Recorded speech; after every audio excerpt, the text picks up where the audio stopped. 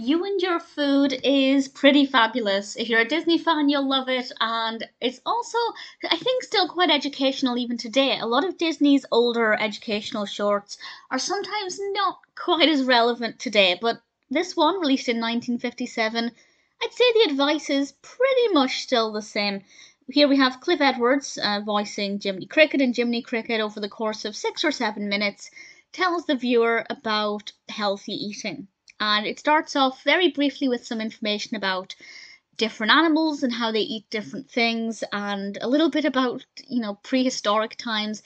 But the majority of it focuses on today, well, today at the time, and what a person needs to eat. And according to this, there are five main food groups, which the food covered, I think, are pretty standard for today, but the way they're presented is maybe slightly different to the way we present food groups today. But generally, the advice is still the same, and we see a lot of different food being animated. There's a character in a supermarket, and we get to see them doing a bit of shopping and things.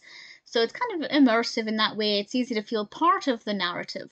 A lot of this is actually spent comparing a person to a car, which initially I thought, this is a weird direction, but it made a lot of sense, because I suppose for younger children it can be difficult to understand how food can provide energy.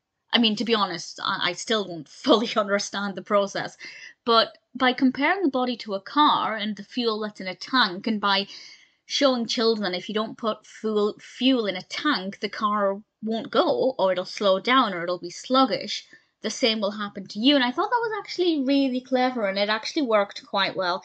I think the comparison went on a little bit longer than I liked, but it was actually a pretty decent tool. It's not the longest educational short. Some of Disney's educations last, 15, 20 minutes, but actually this one I think was a nice chunk of time without bombarding the viewer with too much information. It had a lot of different things that I thought were quite engaging, and as I said, still pretty relevant today. And Jiminy Cricket is a really good character. I also like that it never shamed anybody for eating junk food or anything. It didn't really even touch upon that, which 1950s, I'm not that surprised. The only thing that was a little bit like that was Jiminy Cricket mentioned a phrase, to eat like a bird.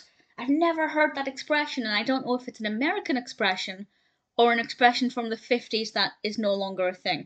But I assume it meant to eat a little, like just to eat bird seed. And apparently birds eat their own weight in food. And Jiminy said, if you do that, you'll look like a balloon, which I thought, well, that's a harsh way of putting it, but good point. So that was interesting. But yeah, I really enjoyed it. It's good fun. Jiminy Cricket's brilliant. It's very well animated.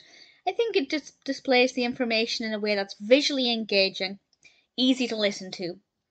The narration is really good, and I think it cuts back between Jiminy on the screen and things being animated that he's talking about at a reasonable, steady pace. I really enjoyed it. You and Your Food, I think, is generally still relevant to today's audience, and if you're a Disney fan, it's worth checking out.